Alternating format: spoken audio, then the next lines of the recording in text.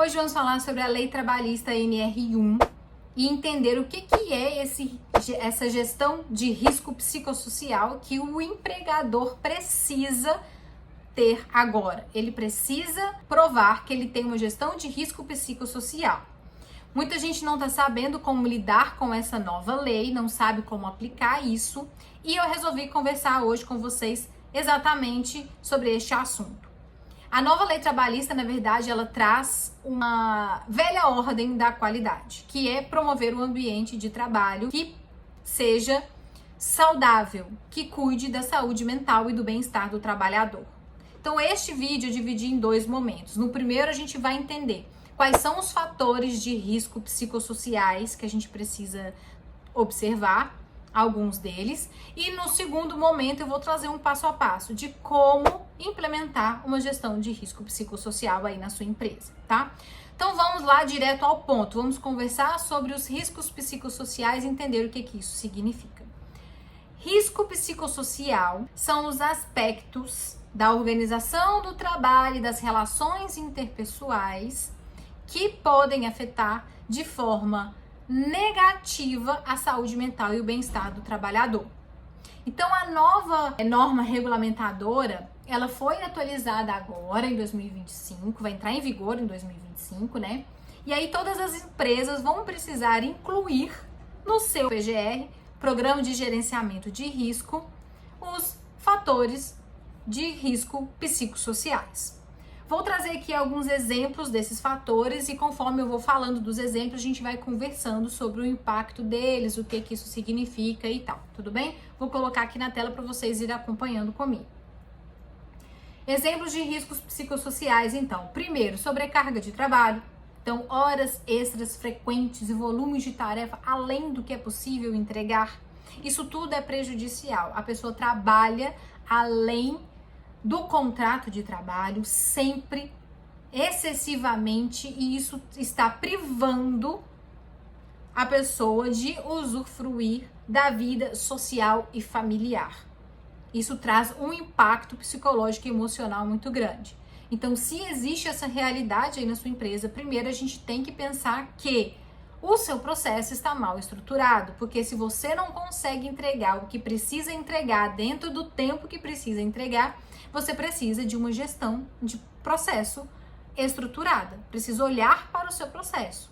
A gestão, a administração é exatamente para desenhar esse processo, para controlar esses números. Então, se isso acontece, precisa de mudar a gestão. Metas inatingíveis. Então, às vezes, a gente coloca demanda que ultrapassa a capacidade produtiva da empresa. E também está um pouco ligada à sobrecarga de trabalho, a muitas horas extras, né? Então, você coloca uma meta que não é alcançável e você gera uma sobrecarga de trabalho e você nunca consegue atingir essa meta. E aí também tem um problema de gestão, de falta de análise crítica de indicador. As metas precisam ser alcançáveis, precisam ser coerentes com o que você pode entregar. As metas não são colocadas no que você quer que seja. Ela tem que ser embasada em dados, em uma análise crítica de progressão, de tendência, para entender o que é possível e o que não é possível. Porque se você coloca uma meta que não é possível, você vai trazer um impacto emocional e mental para sua equipe e aí que você não vai conseguir mesmo entregar a meta. E aí a gente já linka com o próximo fator que eu coloquei aqui, que é a pressão excessiva por resultados. Quando você tem uma cobrança exagerada, fora do limite para entrega, sem dar o apoio e o suporte, principalmente sem dar nada, para que essa pessoa consiga entregar o que ela tem que entregar, isso é muito prejudicial para o desenvolvimento do profissional e para a saúde do negócio. Porque você não vai conseguir fazer com que a pessoa entregue mais gritando mais na cabeça dela. Não é assim que funciona. Então, essa pressão excessiva por resultado afeta a mente do trabalhador. E com a mente afetada, com o emocional afetado, a gente tem um reflexo físico e a gente não consegue controlar. E aí uma coisa vai puxando a outra e os problemas vão só aumentando, tanto para o emocional quanto para os resultados da empresa. Outro fator aqui, assédio moral e psicológico. E físico também, né? Qualquer tipo de assédio. Qualquer comportamento abusivo, desrespeitoso no ambiente de trabalho é inadmissível. Isso não pode acontecer. E a gente sabe que acontecem ameaças veladas e ameaças até escancaradas, né? Eu estava conversando com vocês no Instagram ontem sobre isso. E muita gente me confidenciou algumas coisas que já passaram, algumas frases que já ouviram, que a gente começa até a desacreditar da humanidade. Falar, não é possível que alguém teve coragem de fazer isso. Então aqui a gente tem que entender que existem profissionais na empresa. Você está num papel de líder, está num papel de gerente, você está num papel de analista, você está num papel de executor, mas todos são profissionais e pessoas que merecem respeito. Isso é na nossa vida e isso é muito mais ainda na empresa, né? Então a gente nem precisa delongar muito nesse assunto aqui de assédio, porque isso não tem discussão, é um fator de risco psicossocial que todo mundo compreende. Um outro fator, falta de reconhecimento e autonomia. E aí você pode me questionar um pouco sobre este ponto aqui, falta de reconhecimento e autonomia. A falta de conhecimento das suas responsabilidades faz com que você não se sinta seguro para executar as suas atividades. Você não se sentindo seguro, você não sabe o que você pode fazer e o que você não pode fazer. E aí você trabalha com medo. E o medo é um limitador que afeta muito o bem-estar mental e emocional. Quando você sabe exatamente o que você pode fazer, exatamente o que você deve fazer, você sabe qual que é a sua autoridade ali, e aí a gente fala aqui da autonomia, eu sei até onde eu posso ir, eu tenho autonomia para tomar determinadas atitudes, eu tenho liberdade de pensamento, liberdade de ação. E a liberdade é muito importante. Se você reprime, se você tira essa liberdade, essa autonomia, aí você favorece o desenvolvimento de sentimentos de incapacidade, incompreensão, frustração, exclusão, e isso tudo afeta a saúde mental. E os impactos desses fatores todos aqui são emocionais, são humanos, são financeiros e são sociais. Os impactos acontecem para todo mundo. A pessoa, ela pode desenvolver ali um estresse crônico, ansiedade, síndrome do pânico, ela pode até ser afastada do trabalho. E aí, ela afastada do trabalho, isso impacta também não só a parte profissional dela, mas as relações sociais e familiares dela. Isso pode trazer um impacto para a família e para o desenvolvimento dessa pessoa, como que ela vai lidar com todas essas situações que aparecerão na vida dela daqui para frente, como que ela vai lidar nos próximos empregos. Isso vai medir como que as oportunidades vão aparecer e serem aproveitadas por essa pessoa. Então a gente compromete, tem um reflexo futuro nisso aqui. E os impactos para a empresa também são grandes. Você tem uma alta rotatividade de funcionários, você tem muitos funcionários afastados, você tem muitos funcionários que faltam muito, que precisam chegar mais tarde, que precisam sair mais cedo, que dão muito atestado. Isso tudo é consequência de um ambiente que é tóxico, de um ambiente que não cuida da saúde mental e do bem-estar do trabalhador. E as empresas que mais têm resultado, que mais crescem, são as empresas que têm um ambiente saudável de trabalho. Então não adianta fugir. Então essa velha regra, essa velha ordem da qualidade, ela está virando lei agora, porque os impactos que isso tem trazido para a sociedade, o reflexo está crescendo tanto, está maximizando tanto, que chegou um ponto que o governo, no seu papel de garantir o bem-estar da sociedade, teve que determinar agora uma lei. Olha, pronto, agora é lei. Então agora ele vai fiscalizar e vai punir quem não garante um ambiente saudável de trabalho, tá? Então, por isso que eu falei, quem já conhece qualidade, já trabalha com qualidade, não vai ter muitas dificuldades. Mas quem realmente sempre encarou qualidade como um setor burocrático, como um setor chato, como um setor de papelada, aí vai ter uma dificuldade, vai ter que correr atrás, vai ter que se esforçar muito para conseguir conquistar isso daqui, para conseguir cumprir essa lei e para mudar a mentalidade mesmo, tá? Então agora, né, lá no seu gerenciamento de risco operacional, além dos riscos físicos, biológicos, químicos, ergonômicos, isso, você vai ter que colocar também os riscos psicossociais. Então, olha, lei a ISO 9000, a ISO 9001, a NR5, a NR17, a ISO 45003. Leia essas normativas, que isso vai te ajudar muito a ter clareza aí desse novo processo que você vai ter que aplicar, tá? E aí eu queria trazer aqui o que a ISO fala sobre essa questão de risco psicossocial. Eu vou mostrar para vocês aqui uma partezinha, um item só da norma, 7.1.4, ambiente para operações dos processos, que aqui está escancarado mesmo. As outras partes a gente entende que ela está falando de um ambiente saudável, mas aqui está escancarado e tem as palavrinhas exatas que você precisa ver, que está lá psicossocial, tá? Vou ler aqui, ó. A organização deve determinar, prover e manter o ambiente necessário para a operação de seus processos e para alcançar a conformidade de produtos e serviços. Um ambiente adequado pode ser a combinação de fatores humanos e físicos, como social, por exemplo, não discriminatório, calmo, não confrontante. Psicológico, por exemplo, redutor de estresse, preventivo quanto à exaustão, emocionalmente protetor. C, físico, por exemplo, temperatura, calor, umidade, luz, fluxo de ar, higiene, ruído. Esses fatores podem diferir substancialmente dependendo dos produtos e serviços providos. Então aqui a ISO já fala de questões psicossociais que precisam levar em consideração para você promover um ambiente adequado de trabalho. Olha só, a nossa velha ISO 9001 já fala sobre isso, já falava sobre isso.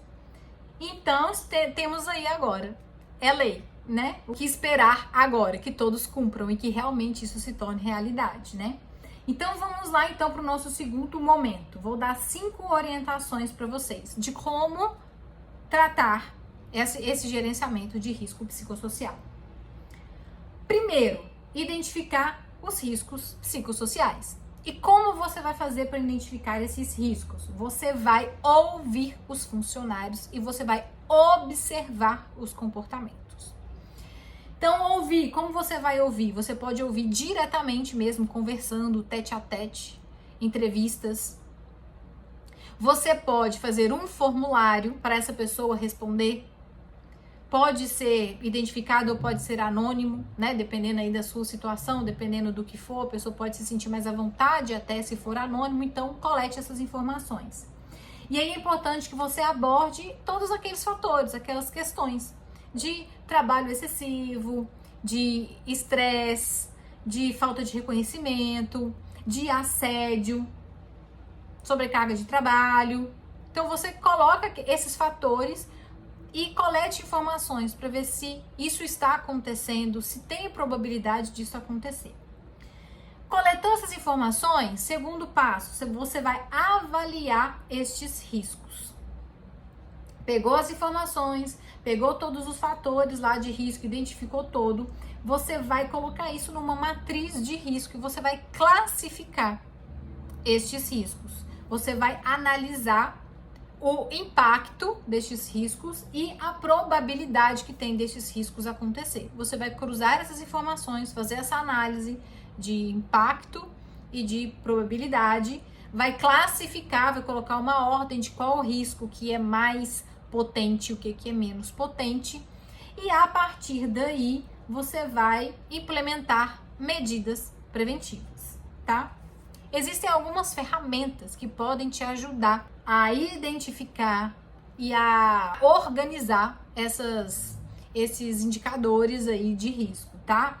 Então você pode usar diferentes ferramentas, procure as ferramentas mais adequadas para você, mas, por exemplo, a matriz Gucci, a própria matriz de risco, são usadas aí, podem te ajudar, não são complicadas de entender, né? São mais claras, não são ferramentas complexas e podem te ajudar.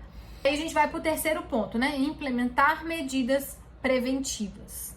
E quais que são essas medidas? A gente pode pontuar, você vai desenvolver políticas e práticas de conduta. Então você vai refazer as suas políticas e práticas de conduta e você vai colocar ali quais que são os comportamentos que devem existir na sua empresa. Então, a partir dali, você vai começar a gerar uma nova cultura, tá? Reformule tudo isso e comunique para as pessoas. É importante que as pessoas tenham acesso, sejam comunicadas disso tudo. Desenvolva os líderes também. É outra medida preventiva, porque o líder ele tem um papel essencial na disseminação e no fortalecimento da cultura. Então, se a cultura é de ambiente saudável e cuidado de bem-estar e saúde mental, a liderança tem papel fundamental, essencial no desenvolvimento dessa cultura. Então, você precisa desenvolver os seus líderes para que eles consigam ligar aquilo que vem de cima, aquela conduta esperada, aquela cultura e fazer com que todo mundo se mova e se comporte dentro daquela conduta desejada. Você pode estabelecer uma cultura de apoio psicológico, de acolhimento, de respeito, de colaboração. Desenvolva isso. Todo mundo que entrar na sua empresa vai entrar neste clima de respeito, de acolhimento, saber ouvir, saber falar, saber dar um feedback, saber cobrar. Tudo isso pensando com cuidado e levando em consideração o respeito às pessoas. Abra também um canal de comunicação. É muito recomendado que você tenha um canal de comunicação. Além da comunicação direta com liderança, com chefia, para essa comunicação ser saudável e respeitosa também, um canal onde a pessoa se sinta segura para falar aquilo que ela não sente tão segura de falar com o seu líder direto. Então, canais de denúncias anônimas, por exemplo, é muito interessante nesse sentido. E é importante garantir o anonimato, tá? A pessoa precisa se sentir segura. Muita gente não responde a muitos formulários que são anônimos porque não confia que realmente é anônimo. Você precisa garantir que seja anônimo, comprove para essas pessoas que é anônimo e respeite esse anonimato, tá? E é importante entender que para ter uma cultura não é preciso apenas discurso, tá? Não é falar, é agir, é realmente que as ações dentro da organização reproduzam aquilo que foi dito. Só discurso não adianta. Quarto passo, então, agora é formalizar. Você vai atualizar o seu PGR, vai incluir lá todo o seu planejamento de gestão de riscos psicossociais, vai colocar tudo lá e vai documentar. Documente tudo, o levantamento dos riscos, a análise dos riscos, como que foi, qual que é a classificação desses riscos, como que foi a ação para mitigar, para controlar cada um desses riscos, tá? Você precisa ter documentos para provar todo esse seu pensamento, toda essa sua lógica, tudo que você fez. Então, documente cada etapa e deixe isso à disposição da fiscalização. Outro passo, o seguinte, é monitorar continuamente. Não é fazer isso apenas uma vez. Você tem que fazer isso sempre. Você tem que monitorar para ver se os seus planos de ação estão sendo efetivos, se esses riscos realmente estão sendo mitigados, se surgiu algum outro novo risco, se você precisa continuar avaliando e monitorando um determinado risco. Então, determine a periodicidade disso e mantenha sempre a observação em cima desses riscos. Não é fazer apenas uma vez, tá? Então tá aí os 5 passos para você implementar uma gestão de risco psicossocial aí na sua empresa. Então, ó, qualidade não é chato, qualidade não é burocracia, qualidade é um método de trabalho eficiente com devido cuidado de processos e pessoas. tá? E aqui vai uma recomendação extra pra gente fechar esse vídeo. Desenvolva a sua liderança. Os líderes têm papel majoritário na segurança psicológica e emocional da equipe. Então, se você não tem bons líderes, você não tem uma boa gestão de risco psicossocial, tá? Se você não é líder, já manda este vídeo para o seu chefe direto, para o seu líder, para o seu gestor, para ele já entender o que ele vai ter que fazer a partir de agora para obedecer essa nova regra e já começar a desenvolver uma administração de qualidade na empresa que você trabalha. Curta esse vídeo, se inscreva no canal e até a próxima. Tchau, tchau!